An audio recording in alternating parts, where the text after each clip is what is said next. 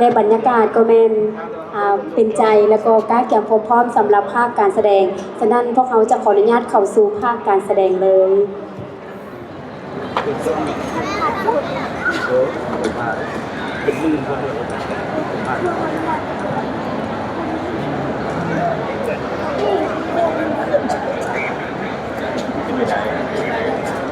ก็ไม่ผมเป็นใจ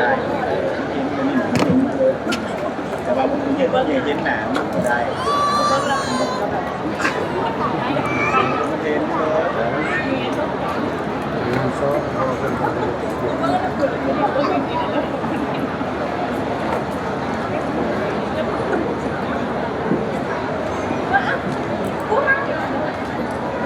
ขอเฮียนท่านผู้นำผักหลักที่เข้ารพและนับถืออย่างสูงบรรดาท่านแขกผู้มีเกียรติทางภายในและต่างประเทศที่นับถือพ่อแม่พี่น้องท่านผู้ชมที่อยู่ในนาทีนี้และท่านผู้ชมที่อยู่ทางบ้านที่กำลังให้เกียรติติดตามรับชมการถ่ายทอดสดที่นับถือและฮักแพงทั้งหลายมื้อนี้นครหลวงเวียงจันทร์กระทรวงศึกษาธิการและกีฬาร่วมกับกระทรวงวัฒนธรรมและการท่องเที่ยวภูมิใจเสนอรายการแสดงศิลปะวัฒนธรรมในพิธีเปิดงานมหกรรมกีฬาแห่งชาติครั้งที่ 12 ที่นครหลวงเวียงจันทร์ได้รับเกียรติเป็นเจ้าภาพประธานแขกผู้มีเกียรติรายการแสดงในครั้งนี้ประกอบมี4รายการที่1เป็นบทฟ้อนยินดีต้อนรับสู่นครหลวงเวียงจันทร์เกมประดิษฐ์บทฟ้อนโดยอาจารย์รัตนวรรณดวงมาลาอาจารย์โบเกตรัตนวงศ์พร้อมด้วยครูฝึกจากกองศิลปากรแห่งชาติประดิษฐ์เพลงห้องโดยศิลปินแห่งชาติไสสนะสินนามวงศ์อาจารย์คำแถวหอมรัศมีเพียงดนตรีโดยจิตรพรจันนิพรแสดงโดยนักแสดงจากกองศิลปากรแห่งชาติกองละครแห่งชาติพร้อมด้วยครูอาจารย์นักเขียนจากโรงเรียนมโสพลทันรวมทั้งหมด500คนและนักแสดงประกอบจากภาคส่วนต่างๆจำนวน 2,500 คนและติดตามไปด้วยรายการที่2บทฟ้อนเซิงสวงเหือประดิษฐ์บทฟ้อนโดยอาจารย์พันโทนังยุพินขันธมีไซพร้อมด้วยครูฝึกจากกองศิลปากรกรมใหญ่การเมืองกระทรวงป้องกันความสงบเยียบยั้งดนตรีโดยจิตรพรจันนิพรบทเพลงโดยบุญเกิดหนูห่วงแสดงโดยนักแสดงจากกองศิลปากรกรมใหญ่การเมืองป้องกันความสงบพร้อมด้วยครูอาจารย์และนักเรียนจากโรงเรียนม.ปลายโนนสว่างรวม400 คนและรายการที่3แมนบทเต้นในสื่อว่ากีฬาพาห่างกายเข้มแข็งประดิษฐ์บทเต้นโดยอาจารย์แสงพระจันทร์บัวพระจันทร์อาจารย์ละออวงจันทร์อาจารย์ดวงมาลาวงผาสุขอาจารย์สุปวีเพชรธรกุลพร้อมด้วยครูอาจารย์จากวิทยาลัยศิลปะแห่งชาติและกองกายศิลป์แห่งชาติเรียบเรียงดนตรีโดยศิลปินดีเด่นอาจารย์ต้วนมวลจันทร์แสดงโดยนักเขียนจากวิทยาลัยศิลปะแห่งชาติพร้อมด้วยครูอาจารย์และนักเขียนจากโรงเรียนมโสไซเสถารวม400 คนและติดตามไปด้วยรายการที่4แมนบทฟ้อนลำวงลาวและเต้นบัสลบลาวกำกับการฟ้อนโดยอาจารย์อนุรินทร์หลวงลาดอาจารย์บุญปอนเสนามนตรีพร้อมด้วยครูอาจารย์จากวิทยาลัยศิลปะแห่งชาติบทเพลงหอยยิ้มสาวเวียงโดยศิลปินดีเด่นอาจารย์สุตันพลสงคราม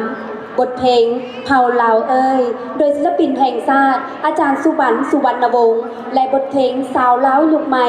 โดยอาจารย์อุ่นแก้วราชจักรซึ่งรายการแสดงทั้งหมดนี้แมทออกแบบและซี่น้ำโดยศิลปินแห่งชาติอาจารย์บัวเงินสาภูวงศ์ต่อไปนี้ขอเชิญบรรดาท่านได้รับชมรายการแสดงศิลปะวัฒนธรรมของพวกเขาได้แล้วณบัดนี้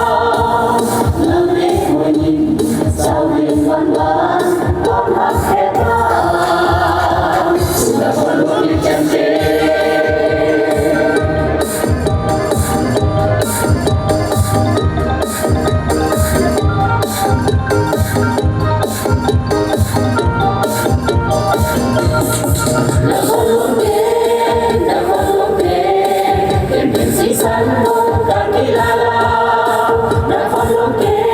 มนครหลวงเกมเป็นเด็กสัมพันธ์สร้างสรรค์กีฬาลาวเป็นเด็กสัมพันธ์สร้างสรรค์กีฬาลาวทัพนักกีฬาแต่เหนือจนเมืองไทยทำยิงและสายลายมาพบกันใครจะเป็นเจ้าเหรียญทองได้ดังฝันคนมาวัดกันที่นครหลวงเวียงจันทร์เกเอามาวัดกันที่นครหลวงเวียงจันทร์เกเอามาวัดกันที่นครหลวงเวียงจันทร์เก ทุกสิ่งล้วนมีเป้าหมายเดียวกันอยากสร้างตำนานสู่หลักใสที่ฝ่าฝันต้องการครอบครองแสนเพียรเป็นรางวัลมุ่งมั่นฝ่าฝันที่นครหลวงเวียงจันทร์เกมุ่งมั่นฝ่าฝันที่นครหลวงเวียงจันทร์เก มุ่งมั่นฝ่าฝันที่นครหลวงเวียงจันทร์เกนครหลวงเกนครหลวงเกเป็นหนึ่งสีสันของการกีฬาลาวนครหลวงเก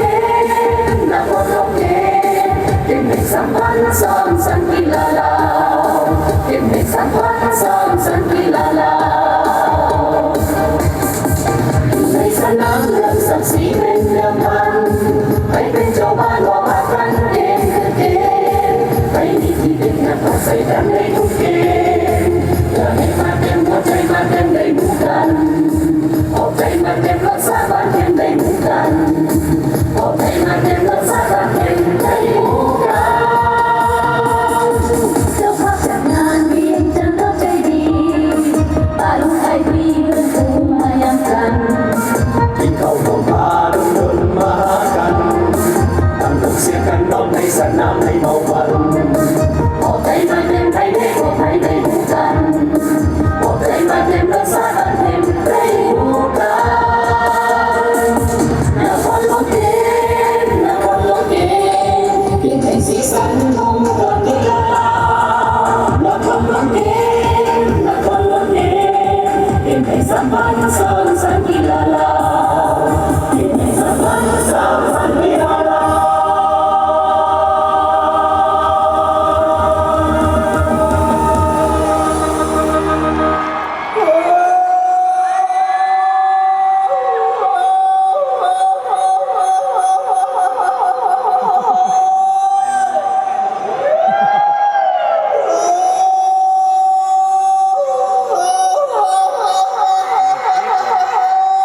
ข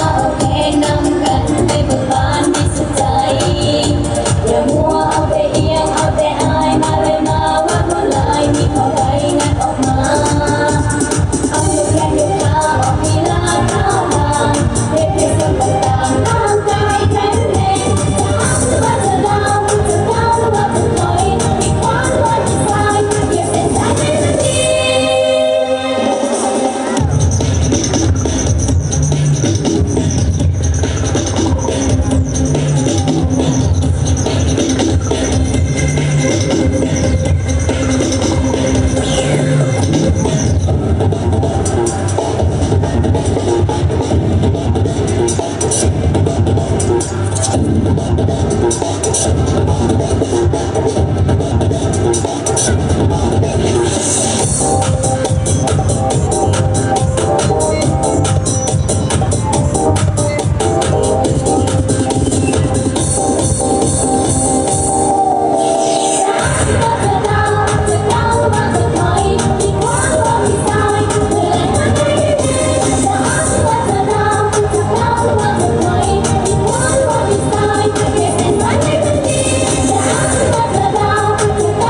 không bỏ lỡ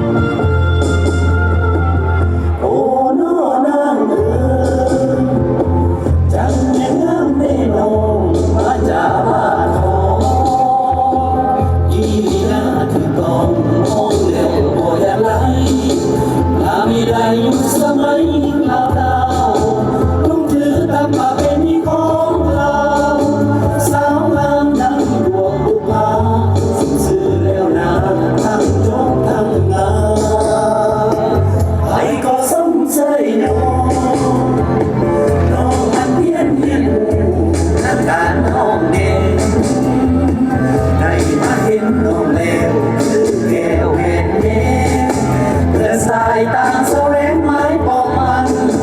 เพื่อนหญิงต่างก็มีความสำคัญ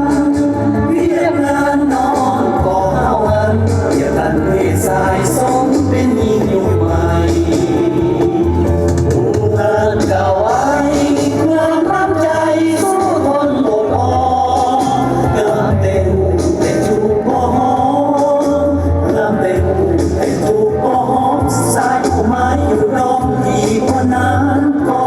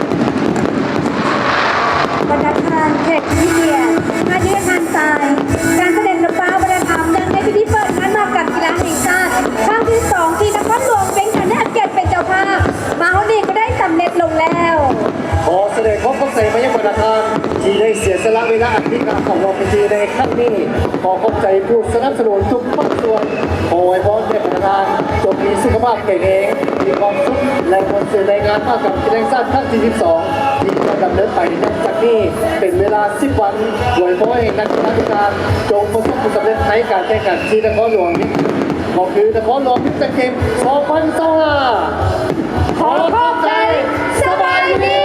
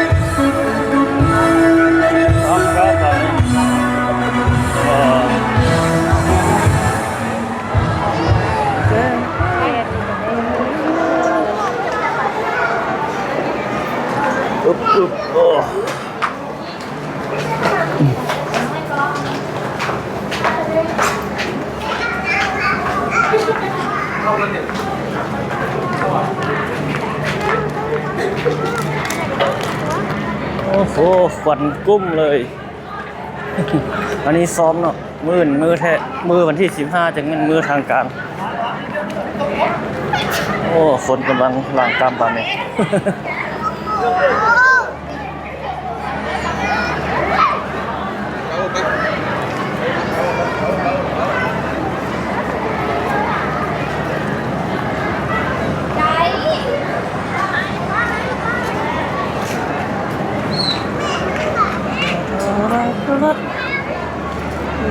ที่บุตรโอ้คนหลายอยู่บัดมือเทเขาจะได้เข้ากันเนาะลองเบิ่งคนแต่ว่าคนหลายมันจะม่วนเลยทุกคนเนาะ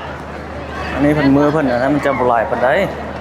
คือเพิ่นทดลองซ้อมใหญ่ซื่อๆมื้อนี้แล้วคนก็เบิ่งทรงหลายอยู่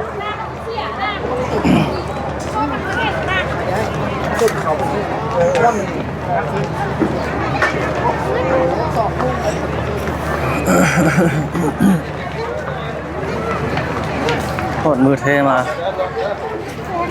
จะเป็นจังโอ้คนเอารถยังจด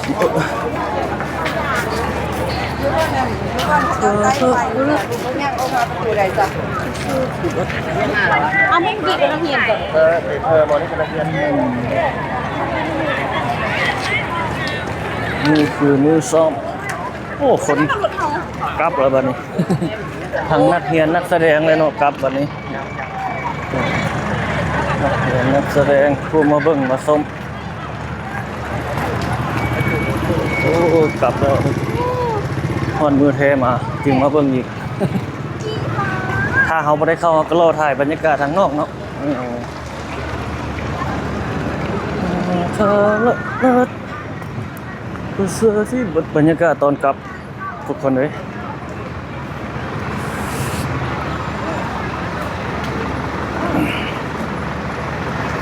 เราฝากรถอยู่นี่โอ้ทางนี้เลยก็ได้เนาะทางนั้นเขาเจ้าขายของอยู่ของกินได้ทางนั้น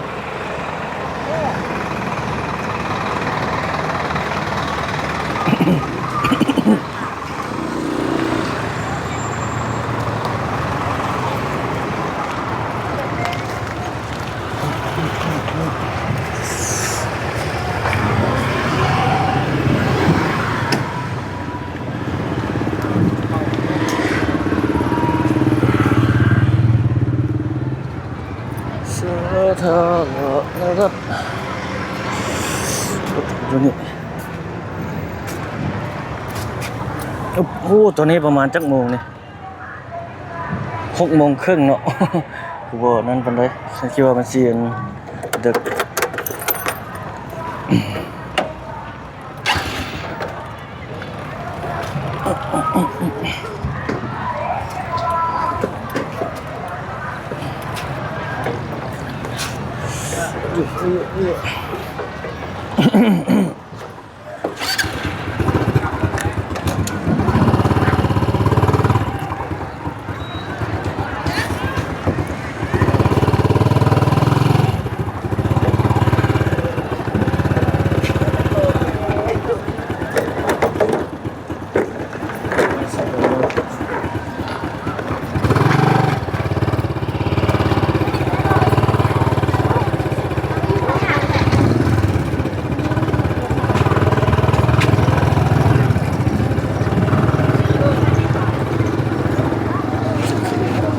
เลขคอมเตอร์ตัวนี้799 799 สุดโ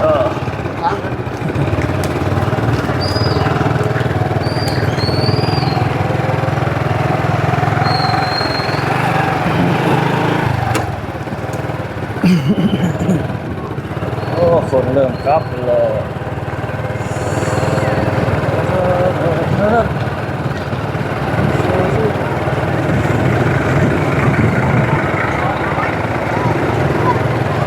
นักเรียนนี่ก็จะเอารถบัสมาส่งเลยเนาะ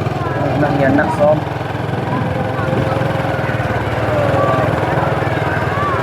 คนกำลังออกมาเต็มนี่เขาจะขายขนมขายอย่างตามล้อตะเล้งลูกของลูกชิ้นเนาะ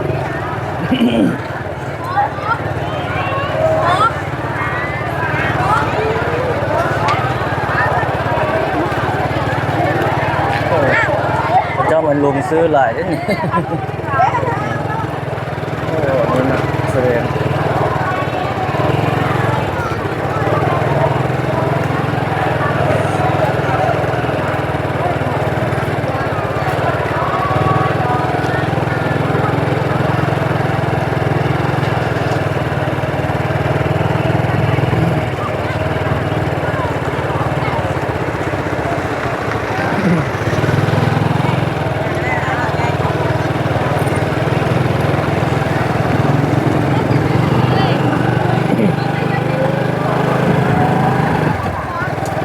ออกไปเลยโอ้เย็นขนาดเลยออกมา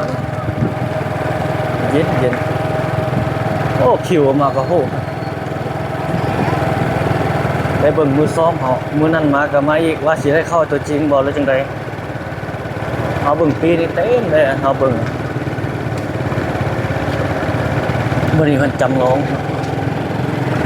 การจำลองการเป็นซ้อมใหญ่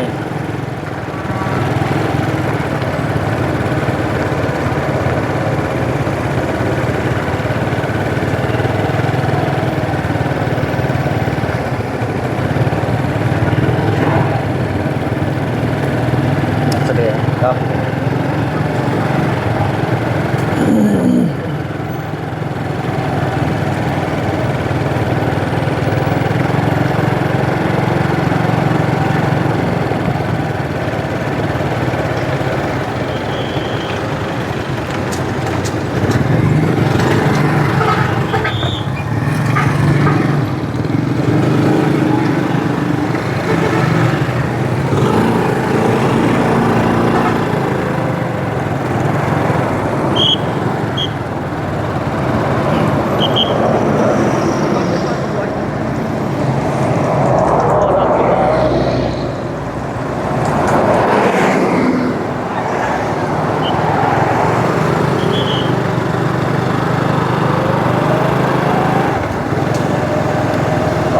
กลับออกมาแล้วนี่ข้างในประมาณนั้นเลยครับ